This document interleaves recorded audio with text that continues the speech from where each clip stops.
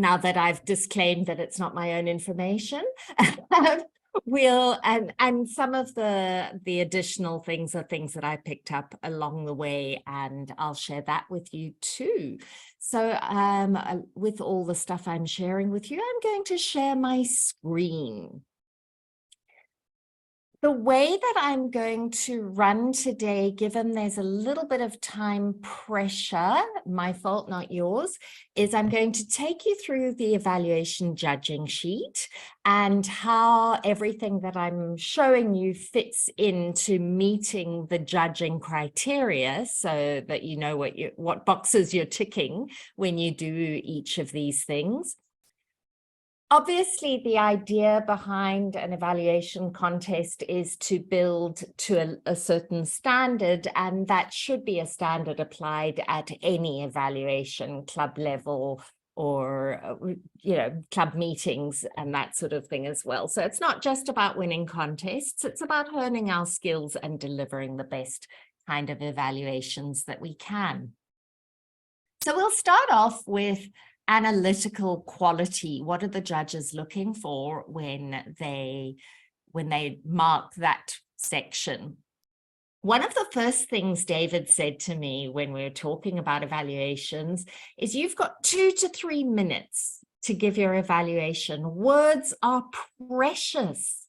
You've got to be extremely economical and precise with what you say. So don't waste them on Alex came out the front tonight and gave us a speech. We were all there. We saw that happen. You're not giving any added value to your audience with a statement like that.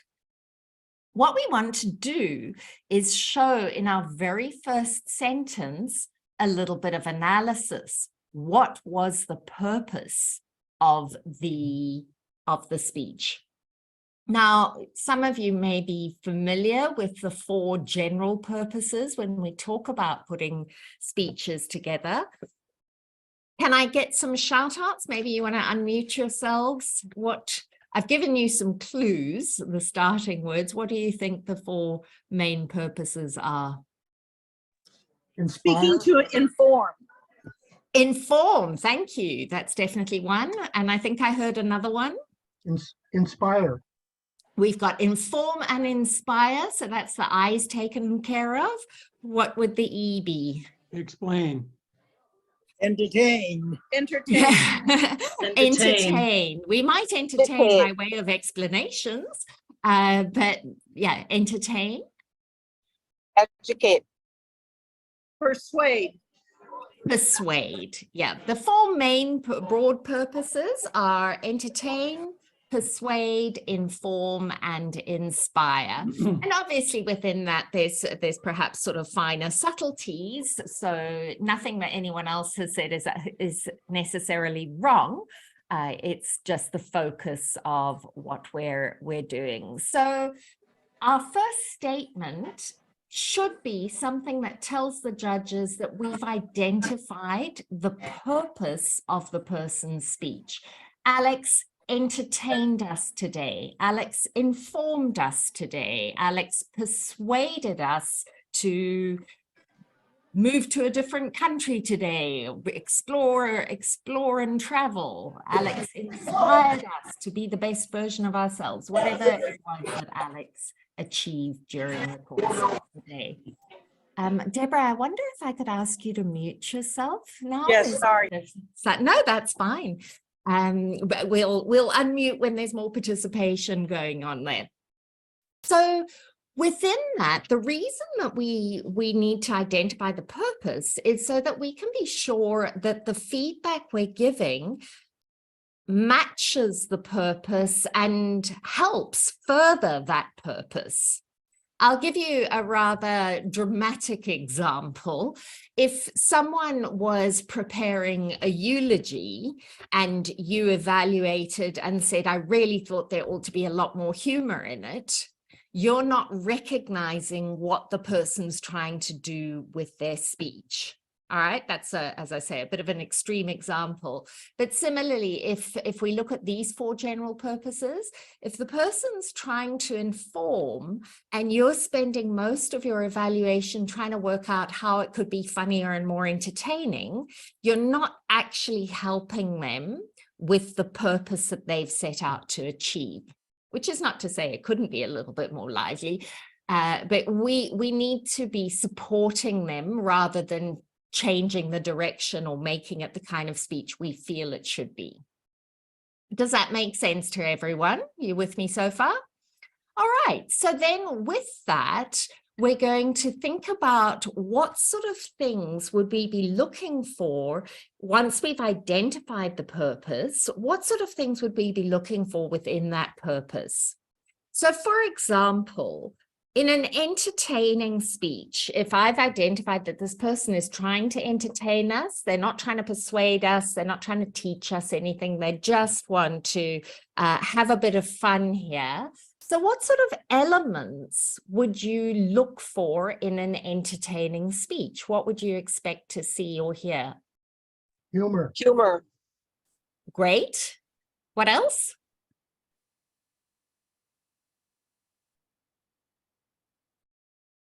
What other things would be in an entertaining speech? Drama or excitement. Excitement, possibly drama.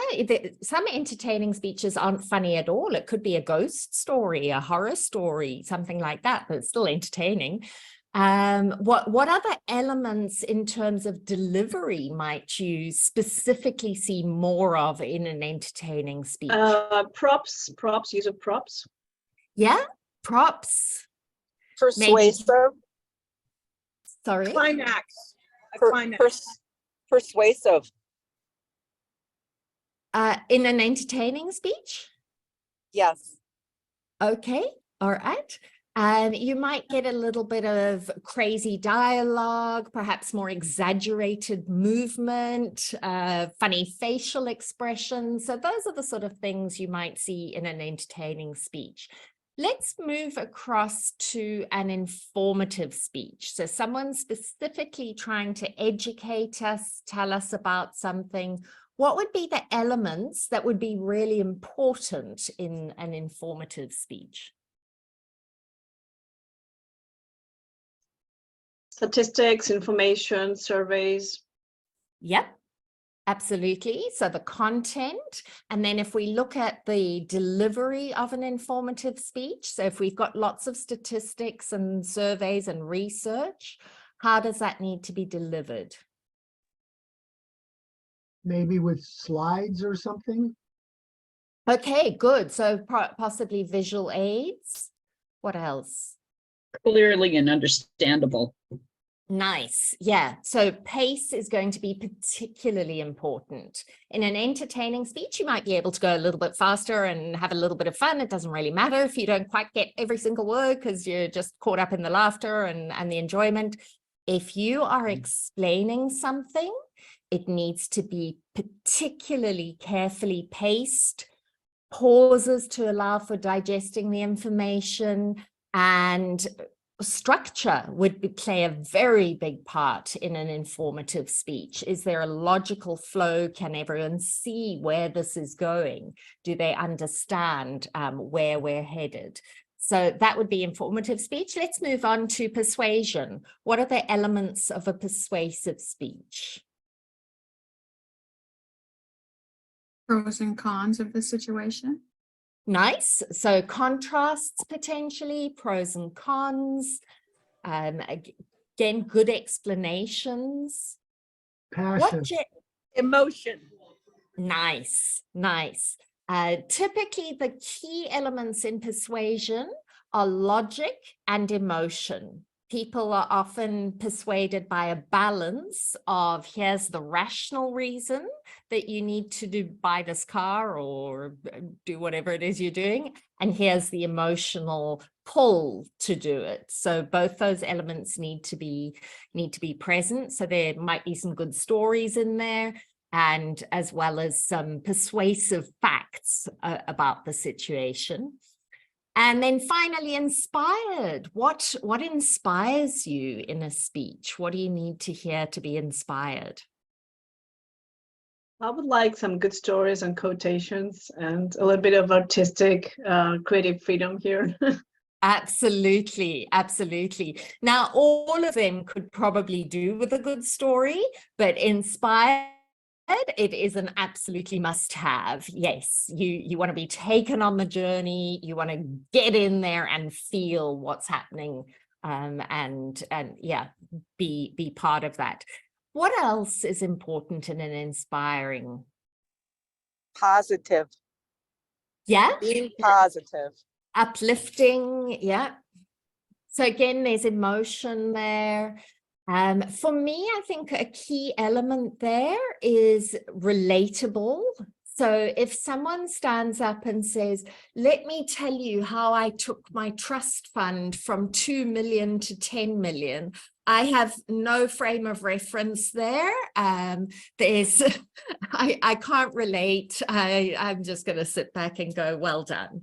But someone says, let me tell you how I went from nothing and started up my own business. Now I can connect. Now I can see that journey. And I feel that could be me too. So that's more likely to inspire me. All right, so those are the sort of things we're going to be looking at. So when we frame our commendations and later our recommendations, I'm leaping ahead of myself here. I'm assuming that as Toastmasters, you're all aware of the framework of commend, recommend, commend. That's the basic tenet of our evaluation strategy. When we move into our commendations, we're going to focus on the things that were relevant to the purpose.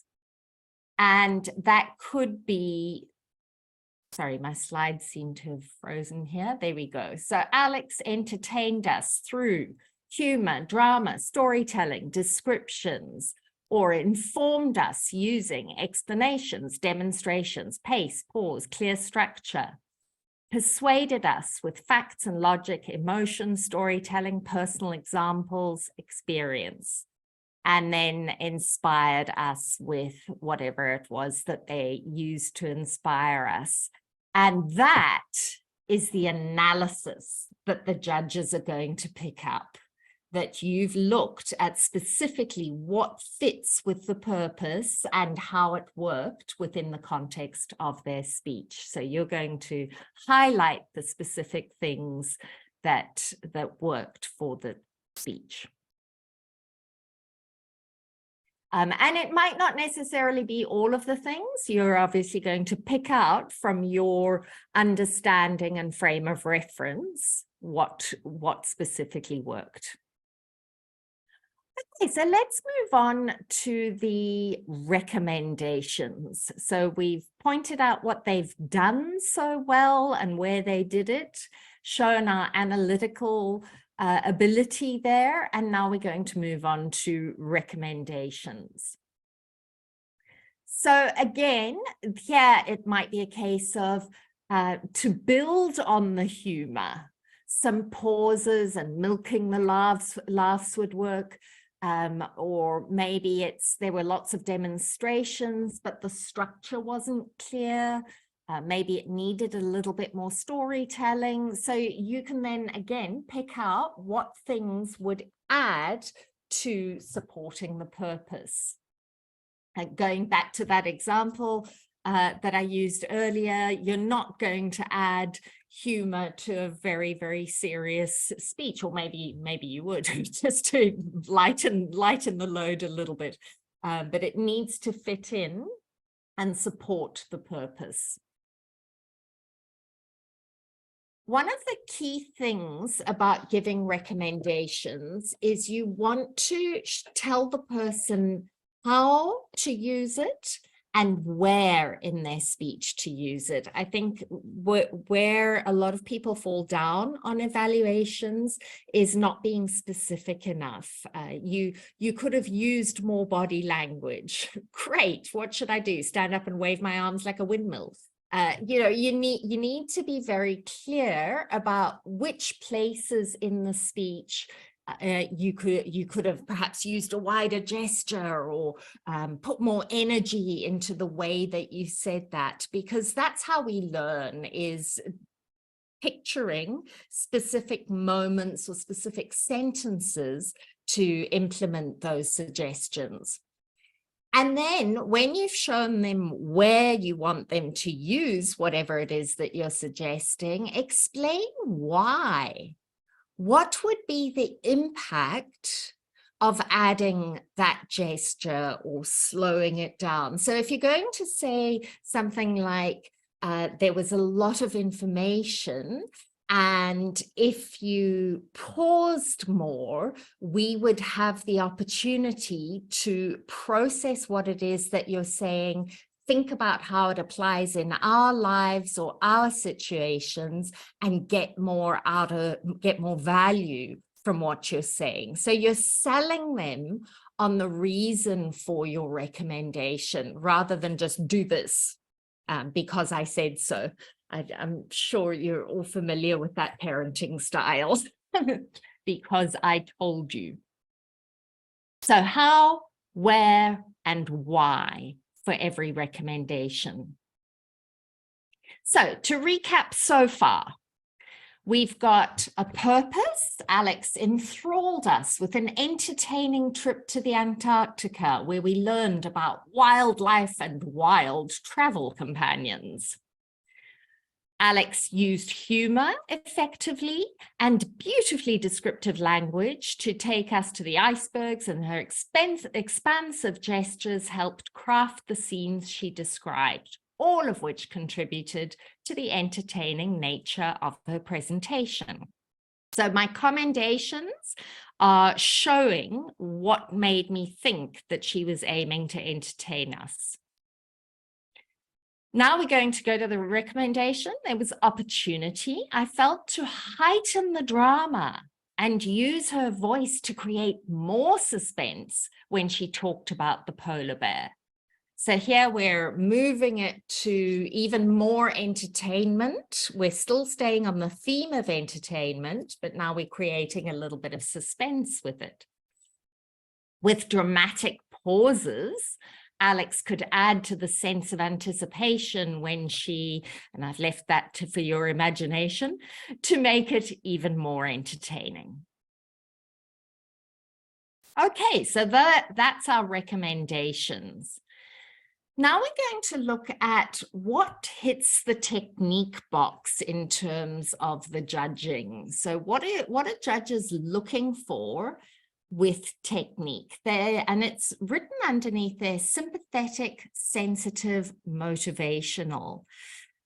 Now, one of the biggest issues with feedback is we're often so shy about giving it. And that's the hard part, is making it palatable, delivering it in such a way that the speaker gets excited about taking it on rather than offended. And how dare you say that about a speech that I've spent weeks working on?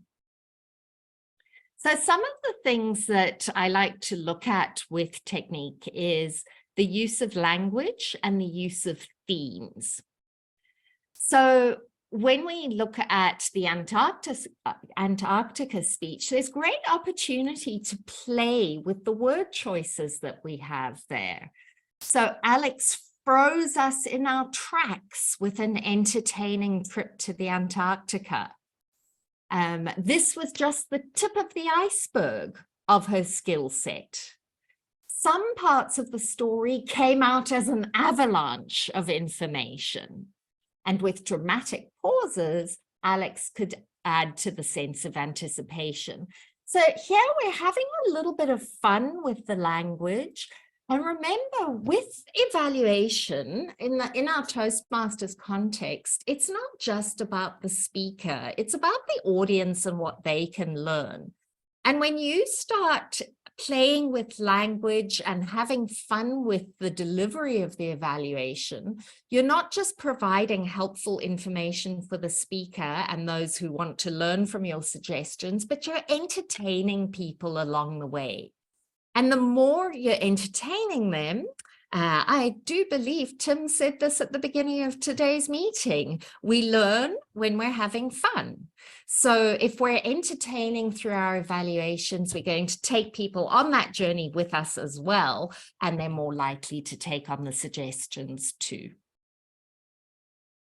So when everyone is meeting the criteria, what makes you the winner?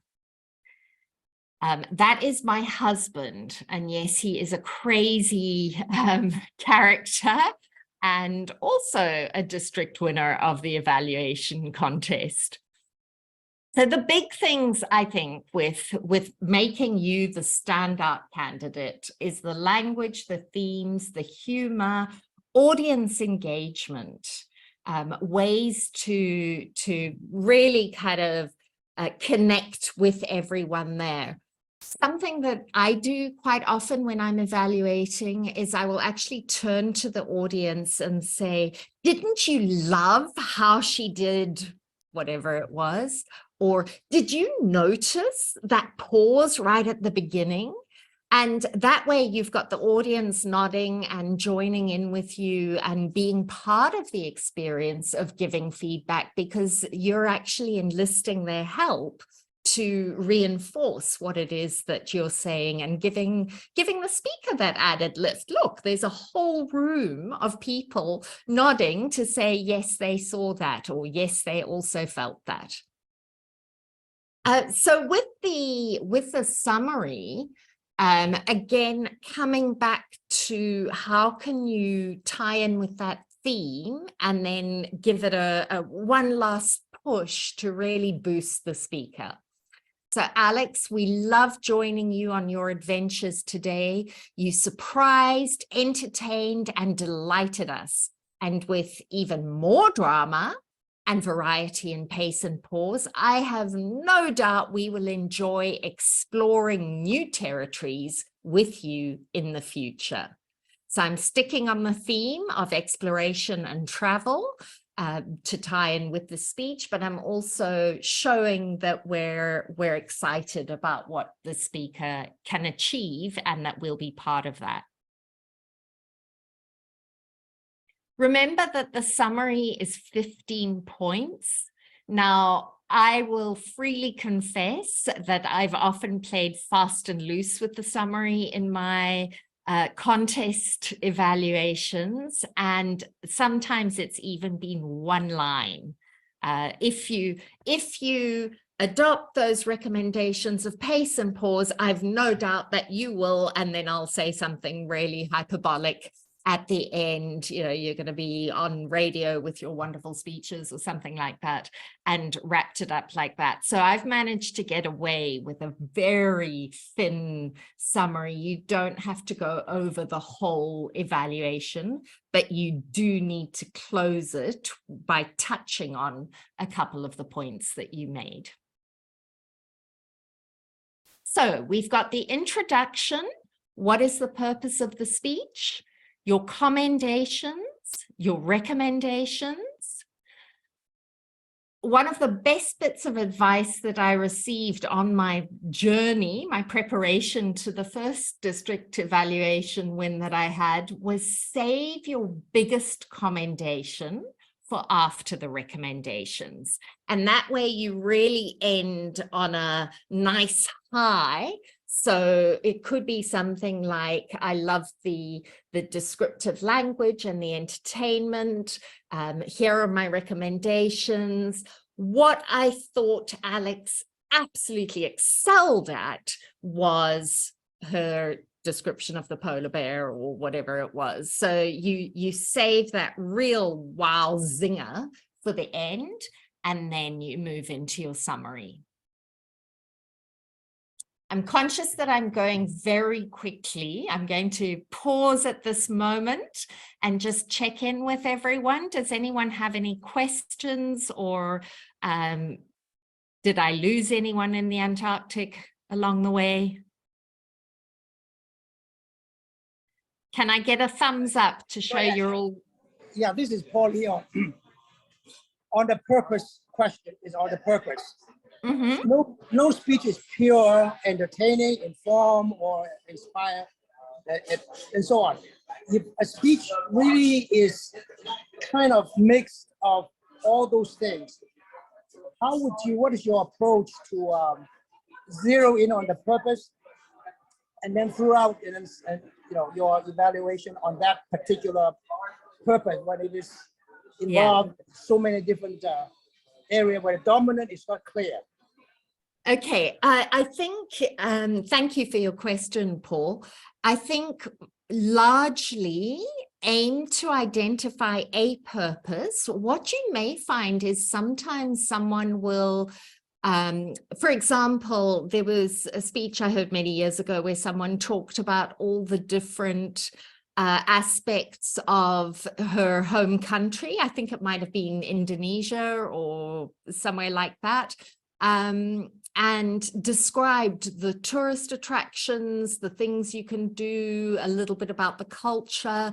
So on the face of it, it looked like an informative speech.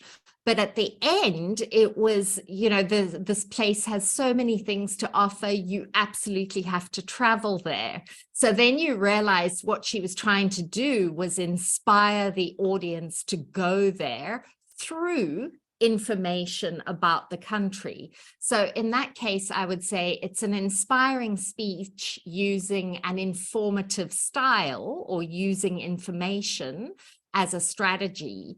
So it's absolutely, there can be a few things at play within the speech, but I think it's up to us as evaluators to identify what ultimately is the speaker trying to do. Some years ago, in one of my competition journeys, it was a division contest. A speaker talked about becoming a grandmother.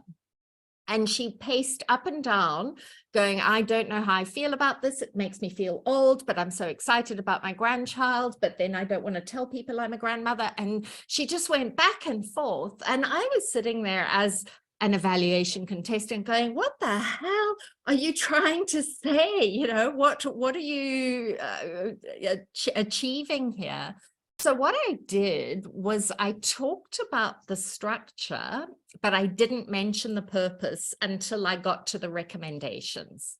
And then I said, I am struggling to work out what you were hoping to achieve with this speech. It seemed to me it was a little bit of self-therapy, trying to work out how you felt about being a grandparent. So perhaps when you're designing your speech, think about how that would, what value is that for the audience, and maybe something along the lines of maybe you are struggling with a point in your life or a crossroads in your life and trying to decide how you feel about it. And sometimes these things don't have an immediate answer, but I made my recommendation an observation that there was no clear purpose in her speech. It was more a kind of stream of consciousness. This is what I'm going through and I don't know how I feel about it.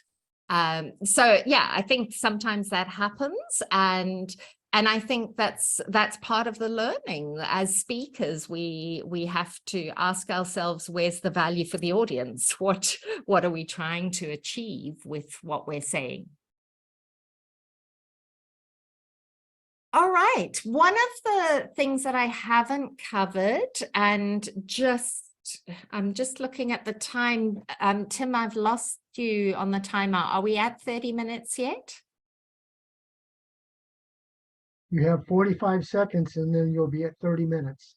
Okay, so my suggestion now is to watch I've got a 4-minute video that we can have a look at if you're up for that. And then we could look at how we could make an opening statement, frame our commendations, make our recommendations. Would that be useful for you, or do you want me to just keep talking on strategies? I think a practical would be a good idea, right? Yes. Yep. Okay, let's go with that. So I must remember to share sound. Off so they don't see us eating. Oh, hang on.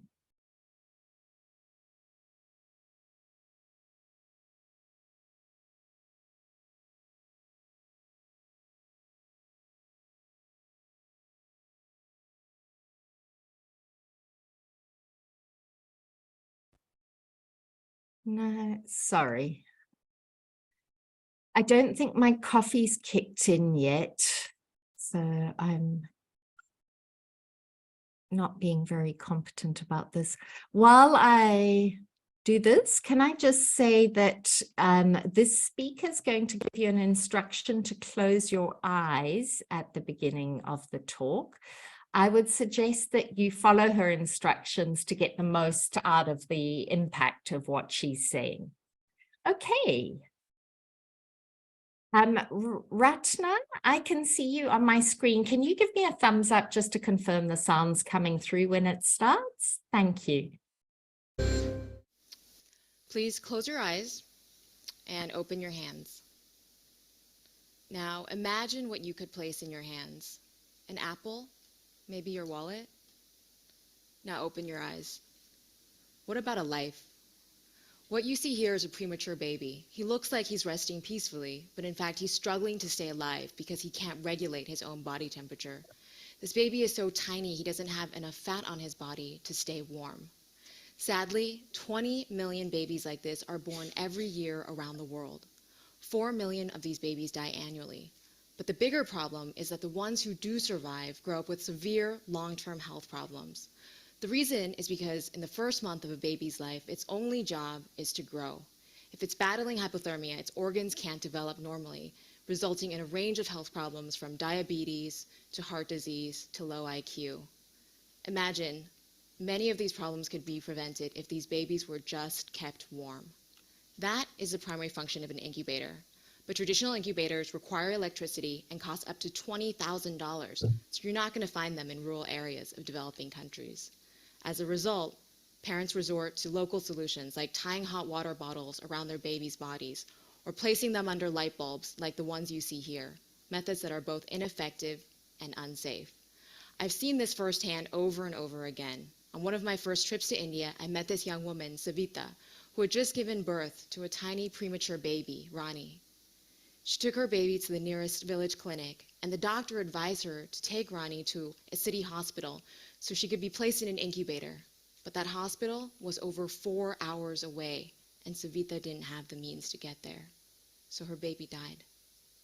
Inspired by this story and dozens of other similar stories like this, my team and I realized what was needed was a local solution, something that could work without electricity, that was simple enough for a mother or a midwife to use, given that the majority of births still take place in the home. We needed something that was portable, something that could be sterilized and reused across multiple babies, and something ultra low cost compared to the $20,000 that an incubator in the US costs. So this is what we came up with. What you see here looks nothing like an incubator. It looks like a small sleeping bag for a baby. You can open it up completely. It's waterproof. There's no seams inside, so you can sterilize it very easily. But the magic is in this pouch of wax. This is a phase change material. It's a wax-like substance with a melting point of human body temperature, 37 degrees Celsius. You can melt this simply using hot water, and then when it melts, it's able to maintain one constant temperature for 4 to 6 hours at a time, after which you simply reheat the pouch. So you then place it into this little pocket back here, and it creates a warm microenvironment for the baby. Looks simple, but we've reiterated this dozens of times by going into the field to talk to doctors, moms, and clinicians to ensure that this really meets the needs of the local communities. We plan to launch this product in India in 2010, and the target price point will be $25, less than 0.1% of the cost of a traditional incubator. Over the next 5 years, we hope to save the lives of almost 1 million babies, but the longer-term social impact is a reduction in population growth. This seems counterintuitive, but turns out that as infant mortality is reduced, population sizes also decrease because parents don't need to anticipate that their babies are going to die. We hope that the Embrace Infant Warmer and other simple innovations like this represent a new trend for the future of technology. Simple, localized, affordable solutions that have the potential to make huge social impact. In designing this, we followed a few basic principles. We really try to understand the end user, in this case, people like Savita. We try to understand the root of the problem rather than being biased by what already exists. And then we thought of the most simple solution we could to address this problem. In doing this, I believe we can truly bring technology to the masses, and we can save millions of lives through the simple warmth of an embrace.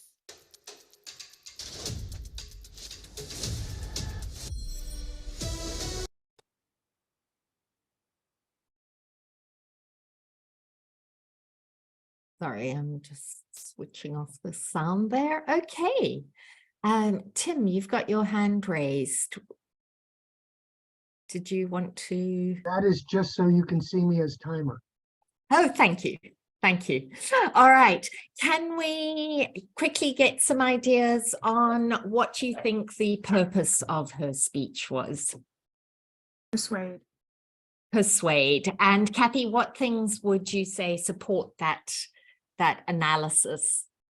Well, she told stories about babies that didn't live because of a simple incubator, and it just was heart-rendering to me. Okay, lovely. Yeah. So it was, if we were going to make an opening statement out of that, maybe something like Jane used factual information, statistics of baby deaths, as well as emotional stories about Savita and individuals to persuade us that this is an issue that needs resolving or that could change. All right, nice. What other commendations what are some of the commendations in terms of the way that the information was presented? Does anyone have some ideas of how we could, what did Jane do well? Oh, did we not like her? We did. I think she has an amazing opening that was really, speaking to the audience and address the problem and already directing the audience. Mm-hmm. And I think her narrative was very strong. She gave a lot of information. Yeah, she was very confident. Yes, things like that. Okay, confident, credible, nice. Yes, her opening was really powerful, wasn't it? It was a little bit of a shock tactic that she used with the baby in the hand. Lovely. All right, recommendations. Where would we go with that? Any ideas? Spaceman Tim? I think dialogue would be nice, back and forth dialogue. She kind of narrated everything. And if she had dialogue, it'd bring it alive for the audience. Okay, so possibly dialogue. Where would you put that? I'd go in the places where she's talking about how she meets the people and they have those babies and they're in trouble. She can say, well, I go to these people and they say, whatever her name is, Paritha, whatever. Paritha, I have this baby and it just came out and it's sitting here underneath the lamp and it's wasting away. And says, yes, I know, it's horrible. We've got to do something about that. I don't know what to do. I've got this lamp and it's just dying. I can see it over here. Back and forth dialogue really make things come alive in a way. The narration is kind of cold in its own way, even though it's a very emotional topic. Dialogue will always. Okay, lovely. All right. So there, what we've got is a recommendation and where to use it. So Savita saying, I have to walk 4 hours to the village. It's just not possible. I'm never going to make it. So my baby is going to die. Would be a very powerful moment. And the impact would be, as Tim said, that it would make it even more real and in the moment and bring an already touching story even more to life. All right. And if we were going to come up with a wow recommendation?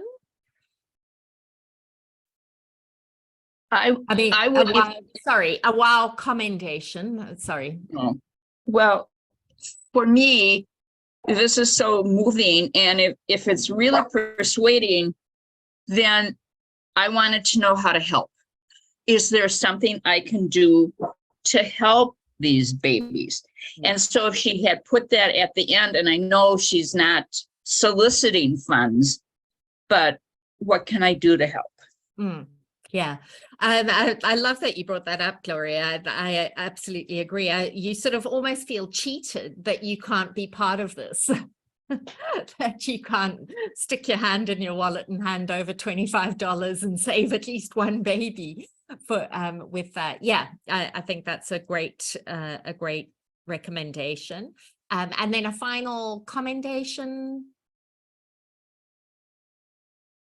Just thinking their use of pictures was very, very effective. These are actually pictures of people and things. They're not posed, they're not staged, they're not Hollywood pictures. Clearly, she's out in the field and seeing real people in horrific. Lovely. That's great.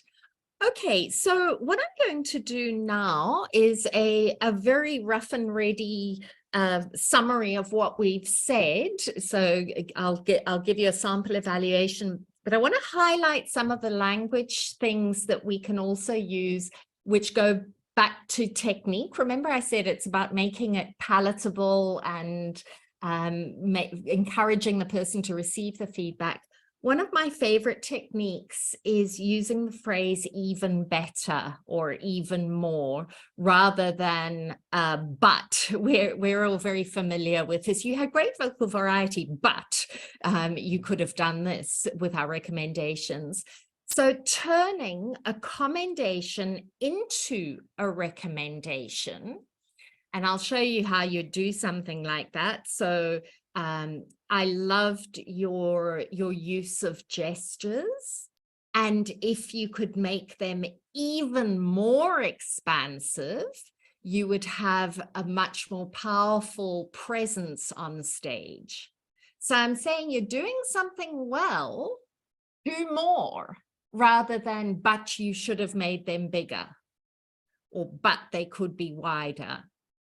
So and even better, or and even more.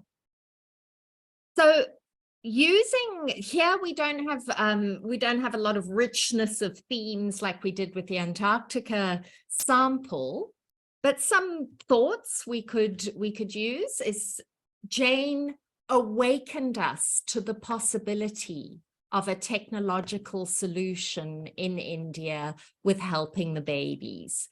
She shocked us with a very dramatic opening, which brought us immediately into the situation. And she was able, through the use of logic and emotion, to speak to our heads and our hearts throughout the speech. And that is what made it such a powerfully persuasive talk. I loved her use of the clear information and demonstrations of her solution, as well as the emotions of the story and the specific story about Savita.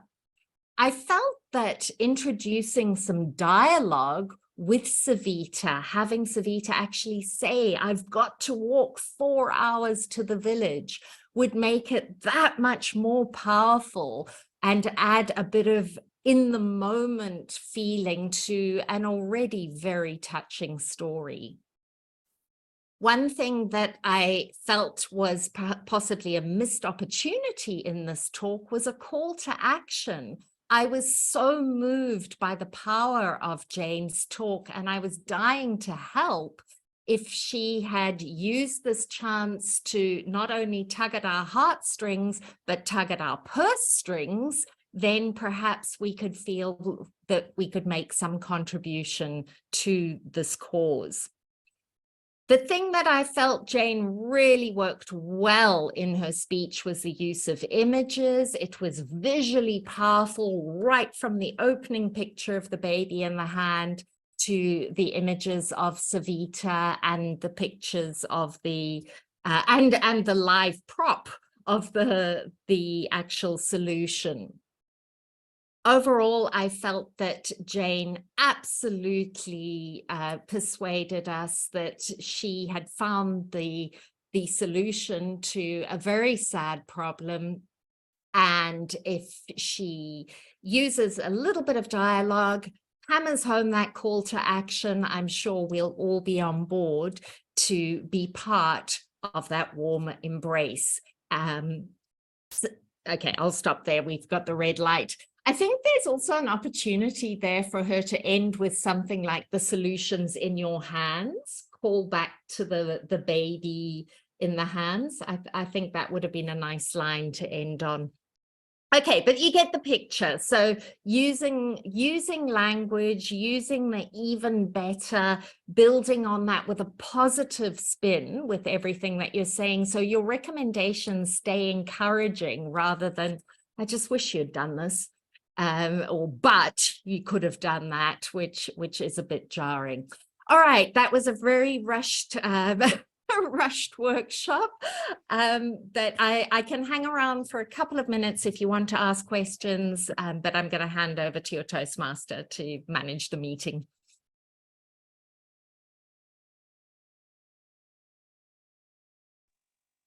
Another thing that I heard that I really liked is this is how you can turn a good speech into a great speech and then go into what you want to see differently. Yeah, that's a lovely way of saying it. Yeah, building on success.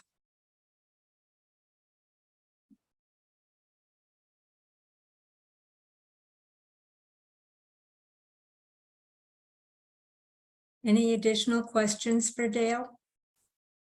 So Dale, and this is Gloria, in a contest, you have several people doing the evaluation. So my perception of the purpose was informing rather than persuading. So do the judges look at really, I mean, would my purpose be right? Would somebody else's purpose be right? Or is it totally individual perception?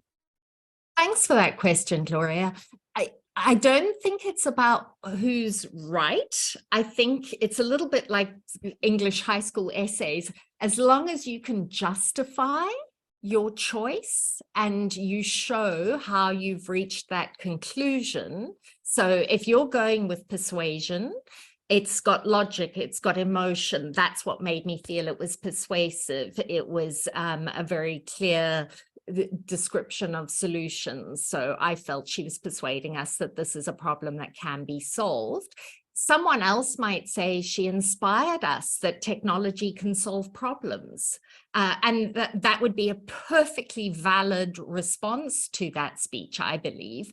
But as long as you can shore it up by why you think it was inspiring, and then you would pull out the lines that you felt inspired you and what the focus was. So I really don't think it's about right or wrong. Speaking is subjective. It's interpretation. It's about your presentation of why you think that was it, and then how you're positioning your feedback to make it more inspiring or to make it more persuasive or to make it more entertaining as you see it. Thank you.